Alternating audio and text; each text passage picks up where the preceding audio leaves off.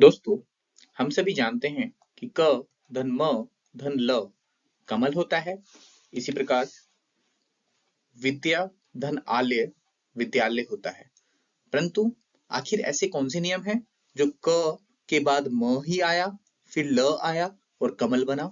आखिर ये आगे पीछे भी तो हो सकते थे, परंतु हम जानते हैं कि कुछ ना कुछ तो नियम अवश्य होगा जिसके तहत कमल बना, या फिर विद्या धन आलय विद्यालय ही कैसे बना?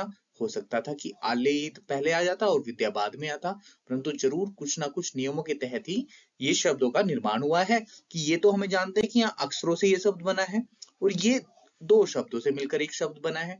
या फिर हम कह सकते हैं कि जब हम इन शब्दों को एक शब्द समूह के अंतर्गत रखते हैं तो यहाँ पर इस शब्द समूह को क्या कहते हैं? क्या आप सभी जानते हैं?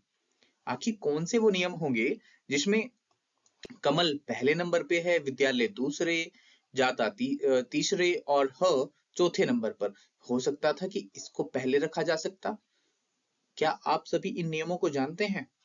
या फिर ये सब नियम किस किताब में लिखे हैं, किस बुक में लिखे हैं, उस किताब को कहते क्या हैं? आप सभी जानते हैं? उसको कहते हैं व्याकरण। आज के हमारे इस वीडियो का जो टॉपिक है वह व्याकरण है। मैं रविकांत प्रजापति आप सभी का अपने चैनल हिंदी सुक्षु में हार्दिक स्वागत करता हूं। आइए जानते हैं इस टॉपिक के महत्वपूर्ण बिंदु, जिसमें सबसे पहला है व्याकरण किसे कहते हैं। हम इस वीडियो के माध्यम से जानेंगे कि व्याकरण क्या होता है, व्याकरण के अंग कौन कौन से हैं, उन अंगों में वर्ण विचार या अक्षर क्या होता है, शब्द विचार क्या है, पद विचार क्या है, वाक्य विचार किसे कहते हैं और ध्वनि क्या होती है। अंततः किस प्रकार की ध्वनियों को वाणी या भाषा कहा जाता है। क्या हम सभी प्रकार की ध्वनियों को भाषा कह सकते हैं? ये सब हम इसी वीडियो के अंतर्गत जाने। बहुत ही महत्वपूर्ण तथ्यों के साथ इस वीडियो को आपके सामने प्रस्तुत किया जा रहा है, तो आप सभी से अपेक्षा है कि वीडियो को बिल्कुल भी स्किप ना करें, कंटिन्यू देखते रहें। तो आइए आरंभ करते हैं व्याकरण से। व्याकरण वह विधा है जिसके द्वारा हमें किसी भाषा का शुद्ध बोलना, लिखना एवं समझना आता है। भाषा की संरचना के ये नियम सीमित होते हैं और भाषा की अभिव्यक्तियां असीमित होती हैं। एक एक नियम असंख्य अभिव्यक्तियों को नियंत्रित करता है। भाषा के इन नियमों को एक साथ जिस शास्त्र के अंतर्गत अध्ययन किया जाता है उसे व्याकरण कहते हैं। अभी हमने जाना कि भाषा का शुद्ध बोलना, लिखना और समझना, जिस माध्यम से हम समझ सकते हैं, हमें ज्ञान हो सकता है, उसे व्याकरण कहते हैं। और व्याकरण वह है विधा है जिसके अंतर्गत भाषा के इन सभी नियमों का निर्माण होता है। तो हम कह सकते हैं कि व्याकरण उस शास्त्र को कहते हैं जिसमें किसी भाषा के शुद्ध रूप का ज्ञान कराने वाले नियम बताए गए हों। जैसे हम उदाहरण से देख सकते हैं, यहाँ पर उदाहरण दिए गए हैं। सीता पेड़ पर चढ़ता है, क्या यह सही है? हम सभी जाएगा, आपको क्या लगता है दोनों वाक्य सही हैं? नहीं, ये सही नहीं है, क्योंकि यहाँ पर क्रिया पुरुषलिंग है जबकि यहाँ पर कर्ता जो है स्त्रीलिंग है। तो यहाँ पर जो क्रिया होगी वह भी स्त्रीलिंग ही आएगी और यहाँ पर चढ़ती है, चढ़ती शब्द आएगा। इसी प्रकार हम सभी जाएगा, जाएगा एक वचन क्रिया है, यहाँ पर बहुवचन का प्रयोग होगा और यहाँ पर जाएंगे शब्द आएगा। तो हम सभी जान रहे हैं कि इनमें जिस प्रकार हमें यहाँ पर देखने को मिला कि कुछ ना कुछ त्रुटि थी, तो इन त्रुटियों का सही निवारण हम कैसे कर सकते हैं, इन सब को जानने के लिए हमें व्याकरण का अध्ययन करना बहुत ही आवश्यक होता है। एक अन्य उदाहरण के द्वारा आप लोग देखिएगा, यहाँ पर कुछ शब्द लिखे हुए हैं। मार दिया को ने राम श्याम। तो क्या ये सही विन्यास है शब्दों का? इन शब्दों को हम देखें तो वाक्य तो बना हुआ है, परंतु हम देख रहे हैं कि निरर्थक वाक्य है। ये वाक्य कोई भी अर्थ प्रदान नहीं करता है। इसके अर्थ को जानने के लिए हमें इसका जो शब्द विन्यास है उसको सही से लिखना होगा। तो हम इसको बना सकते हैं कि राम ने श्याम को मार दिया। हम यहाँ पर इस वाक्य के द्वारा इसका सही अर्थ जान सकते हैं, या फिर हो सकता है कि श्याम ने राम को मार दिया। यहाँ पर इस तरह का शब्द विन्यास बन सकता है। तो यहाँ पर अब कर्ता क्या कहना चाहता है उसके माध्यम से सही शब्द विन्यास को रख सकते हैं, और ये सही शब्द विन्यास रखने के जो नियम है उसकी जानकारी सिर्फ और सिर्फ हमें इसी शास्त्र से मिल सकती है। इसलिए हमें व्याकरण का अध्ययन करना बहुत ही आवश्यक होता है। किसी भी भाषा को सही से जानने के लिए, सही से उसको शुद्ध बोलने के लिए, लिखने के लिए, समझने के लिए हमें उसके व्याकरण का अध्ययन करना बहुत ही अनिवार्य है। तो इसलिए हम हिंदी भाषा से संबंधित वीडियो बना रहे हैं। तो हिंदी भाषा के व्याकरण की सभी तथ्यों को आपके सामने एक एक वीडियो के माध्यम से प्रस्तुत किया जाएगा। आप सभी से अपेक्षा है कि आप मेरे साथ बने रहेंगे। आइए आगे हम व्याकरण के अंग के विषय में चर्चा करते हैं। आखिर व्याकरण के कौन कौन से अंग होते हैं जिनको हमें आगे जानना होगा। तो कह सकते हैं कि भाषा के 4 मुख्य अंग होते हैं। कौन से? वर्ण, शब्द, पद और वाक्य। इसलिए व्याकरण के मुख्यतः 4 विभाग बनाए गए हैं। इन चारों विभागों को जाने बिना हम व्याकरण नहीं जान सकते। वो कौन से 4 विभाग हुए? पहला हुआ वर्ण विचार, दूसरा शब्द विचार, तीसरा पद विचार और चौथा है वाक्य विचार। इन चारों को जानने के बाद ही हमें लगेगा कि हम किसी भाषा को पूर्णतः सही रूप से प्रयोग करना जान चुके हैं। तो आइए सबसे पहले बात करते हैं वर्ण विचार की। वर्ण विचार क्या होता है?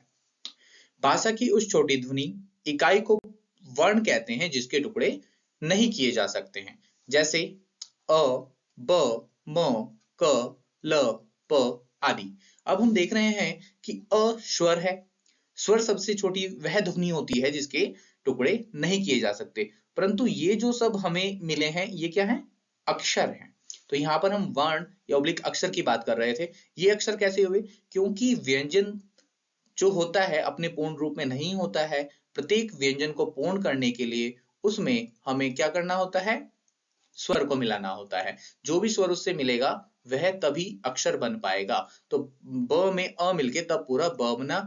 और अक्षर इसलिए बनता है कि हमें उसका उच्चारण ध्वनि करने में बहुत ही प्रॉब्लम होती है यदि उसमें स्वर न मिला हो। इसलिए हम अक्षर माला का अध्ययन करते हैं। हम वर्ण माला का यदि अध्ययन करेंगे तो वहां पर क, ख, ग, घ, अंग के नीचे हमें हलंत का प्रयोग करना पड़ेगा यदि हम वर्णमाला पढ़ रहे हैं। और यदि ऐसा नहीं है तो हम यदि पूरा क ख पढ़ रहे हैं तो क्या होगा? ये अक्षरमाला का अध्ययन होगा। इसीलिए हम वर्ण विचार या अक्षर विचार का अध्ययन करेंगे, जिसके अंतर्गत हमें क्या क्या जानना होगा?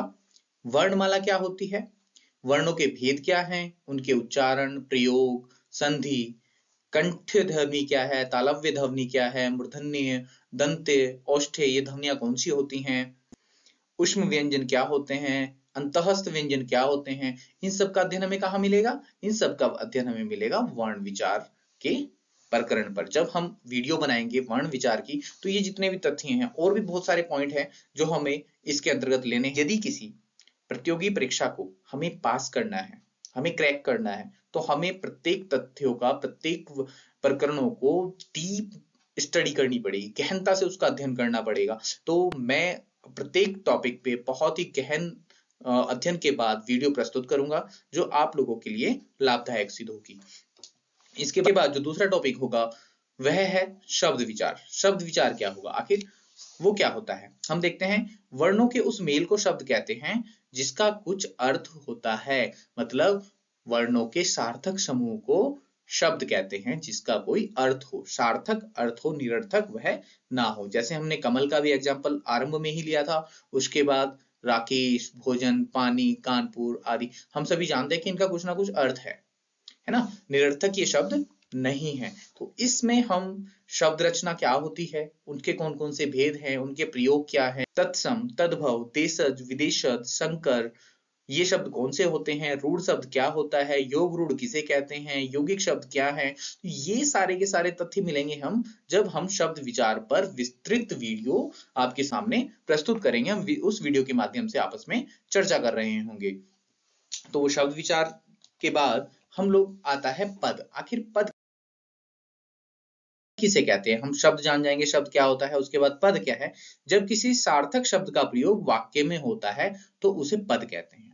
हमें पहले भी जाना कि जैसे कमल और विद्यालय का एग्जाम्पल आया था, फिर एक वाक्य आया। इसी प्रकार जैसे इसमें राम या बाजार या गया शब्द है, जब तक हम जानते हैं कि राम एक शब्द है, तो जब तक राम को हम अकेले पुकारते हैं, अकेले इसका पढ़ते हैं, तो सिर्फ ये राम है। परंतु जब ये वाक्य के अंतर्गत आ जाता है तो इसको पद कहते हैं। तो इसका पद परिचय क्या होगा? राम इस वाक्य में क्या है, उसका परिचय क्या है? तो हम यहाँ कह सकते हैं कि राम करता है ना, वह पुल्लिंग है ना, वह जाना क्रिया का करता है। तो इस प्रकार उसका परिचय दिया जाएगा पद परिचय के अंतर्गत। तो इसमें हम और कौन कौन से तथ्य जानेंगे? उसमें सबसे पहले पदभेद क्या होता है, पद रूपांतर क्या होता है, उनके प्रयोग क्या हैं, संज्ञा किसे कहते हैं, सर्वनाम, क्रिया, विशेषण, अव्यय कौन कौन से होते हैं। तो इन सभी तथ्यों को हम पद विचार के अंतर्गत आने वाले वीडियो में या फिर उनके जो पार्टीशन किए जाएंगे, जो भी वीडियो आएंगी, उन सभी में इन तथ्यों का वर्णन अवश्य किया जाएगा। उसके बाद पद विचार के बाद आता है कि वाक्य क्या होते हैं। अब हमने शब्द देखा, पद देखे, है ना, तो अभी क्या है कि हमने वर्णों को मिलाकर शब्द बनाया, सार्थक शब्दों को वाक्य में प्रयोग किया तो पद कहलाए। उसके बाद अनेक शब्दों को मिलाकर वाक्य बनता है। जब हम शब्दों को एक समूह में लाते हैं और उसका कुछ क्या होता है, अर्थ निकलता है, कैसा सार्थक अर्थ निकलता है, तब हम उसे वाक्य कहते हैं। जैसे सब घूमने जाते हैं, है ना, और राजू सिनेमा देखता है। तो ये अलग अलग यदि हम बात करते तो शब्द कहलाते, परंतु जब एक समूह में लाए गए और इनका कुछ उचित अर्थ निकला, हम यहाँ से समझते कि सभी लोग क्या कर रहे हैं, घूमने जा रहे हैं, राजू क्या करता है, सिनेमा देखता है, तो एक अर्थ निकल रहा है, तो ये वाक्य बन जाते हैं। तो हम इस प्रकरण के अंतर्गत देखेंगे कि वाक्य क्या होता है, उसके अंग कौन कौन से हैं, पदबंध क्या होते हैं, विराम चिन्ह क्या होते हैं, विराम चिन्हों का प्रयोग हम कैसे कर सकते हैं, उनके प्रयोग से अर्थ का अनर्थ कैसे हो सकता है, ये सब हम इन वीडियो के माध्यम से जान पाएंगे। सरल वाक्य क्या होता है, मिश्र वाक्य क्या होते हैं, संयुक्त वाक्य क्या होते हैं, ये सब वाक्य विचार के प्रकरण हैं। तो अभी सिर्फ संक्षिप्त में बताया गया है कि व्याकरण क्या है। अभी तो ये सारे व्याकरण के प्रकरण हैं जिन पे बहुत ही विस्तृत अध्ययन के बाद आपके सामने वीडियो लाई जाएगी। तो आपसे यही अपेक्षा रहेगी कि आप मेरे साथ आगे बने रहेंगे, तो कंटिन्यू जो आपके लिए वीडियोस आती रहेंगी वो आपके लिए लाभदायक रहेंगी। अभी इसमें अंतिम जो टॉपिक है, बिंदु है, वो ध्वनि है। ध्वनि क्या होती है? ध्वनियां मनुष्य तथा पशुओं दोनों की होती हैं। कुत्ते का भौंकना, बिल्ली का म्याऊं म्याऊं करना, पशुओं के मुंह से निकली ध्वनियां हैं। ध्वनियां निर्जीव वस्तु की भी होती है, जैसे जल का वेग, हम समुद्र या नदियों की आवाज सुनते हैं तो उसकी भी ध्वनियां होती हैं। वस्तु का कंपन करने पर भी आवाज आती है। या फिर हम कह सकते हैं कि व्याकरण में केवल मनुष्य के मुंह से निकली या उच्चारित ध्वनियों पर विचार किया जाता है, पशुओं के नहीं, निर्जीव चीजों के नहीं। मनुष्य द्वारा उच्चारित ध्वनियां कई प्रकार की होती हैं। जैसे पहली, एक तो वो जो मनुष्य के किसी क्रिया विशेष से निकलती हैं, जैसे चलने से हम टप टप की आवाज करके सूर से चलते हैं तो एक ध्वनि निकलती है। दूसरी ध्वनियां वह हैं जो मनुष्य की अनिश्चित क्रियाओं से उत्पन्न होती हैं। अनिश्चित कौन सी? भैया सोते हुए खराटे ले रहे हैं या जबाई ले रहे हैं, तो क्या है, अनिश्चित क्रियाएं हैं, हम न चाहते हुए भी वो होने लगती हैं। जब किसी अस्वस्थता के कारण हमारे शरीर से खराटे उत्पन्न होने लगते हैं, या फिर आलस्य या नींद पूरी ना होने के कारण हम जमाई लेने लगते हैं, तो ये अनिश्चित क्रियाएं होती हैं, हम जानकर नहीं करते हैं परंतु होती हैं। तीसरी वो क्रियाएं होती हैं जिनका उत्पादन मनुष्य स्वाभाविक कार्यों द्वारा होता है, जैसे कराहना, मतलब यदि किसी को चोट लगी है, दर्द लगी है, तो वो चाहकर भी, रोक कर भी नहीं रह सकता, उसका कराहना निकलेगा। परंतु चौथी वे ध्वनियां हैं जिन्हें मनुष्य अपनी इच्छा से, अपने मुंह से उच्चारित करता है, अपनी इच्छा से करता है, जिन्हें हम वाणी या आवाज कहते हैं। तो हमने जाना कि इन तीन प्रकार की ध्वनियां ये अलग हैं, और जिससे हम वाणी या आवाज कहते हैं वो कैसी है, हमारी इच्छा पे डिपेंड करती है कि जो हमारे मन के भाव होते हैं, विचार होते हैं, हम उन्हें किस प्रकार से निकाल रहे हैं। तो हम कह सकते हैं कि पहली तीन प्रकार की ध्वनियां निरर्थक हैं। वाणी सार्थक और निरर्थक दोनों हो सकती है। निरर्थक वाणी का प्रयोग सीटी बजाने या निरर्थक गाना गाने में हो सकता है। सार्थक वाणी को भाषा या शैली कहा जाता है। इसके द्वारा हम अपनी इच्छाओं, धारणाओं और अनुभवों को व्यक्त करते हैं। बोली शब्दों में बनती है और शब्द ध्वनियों के संयोग से। तो हम कह सकते हैं कि किसी भी प्रकार की ध्वनियों को हम सार्थक सिद्ध नहीं कर सकते, हम वाणी नहीं कह सकते। सिर्फ जो हमारे अपने मन की इच्छाएं होती हैं, धारणाएं होते हैं, अनुभव होते हैं, जो हमारे विचार होते हैं, जब हम उन्हें अपनी इच्छा के अनुसार अपने मुख के द्वारा या हम ध्वनि कह सकते हैं, जो सार्थक वाणी कहलाती है। तो इस के माध्यम से आपने जाना, विभिन्न तथ्यों को पहचाना। व्याकरण को सिर्फ संक्षेप में बताया गया है कि क्या होता है व्याकरण। इन सभी वीडियो पर विस्तृत में आपके पास वीडियो आने वाली है। बहुत ही गहनता के साथ तथ्यों का प्रस्तुतिकरण आपके सामने किया जाएगा, जिससे आपको आपकी परीक्षाओं में लाभ मिल सके। अभी इस वीडियो को देखने के लिए आपका बहुत बहुत धन्यवाद। यदि वीडियो पसंद आई हो, लाइक करना ना भूलें, इस पर कमेंट कीजिएगा। यदि आपको वीडियो पसंद आई है, औरों को शेयर कीजिएगा जिनको इसकी आवश्यकता हो। और यदि अभी तक आपने चैनल को सब्सक्राइब ना किया हो तो कृपया कर चैनल सब्सक्राइब भी करिएगा। आपका बहुत बहुत धन्यवाद, आभार।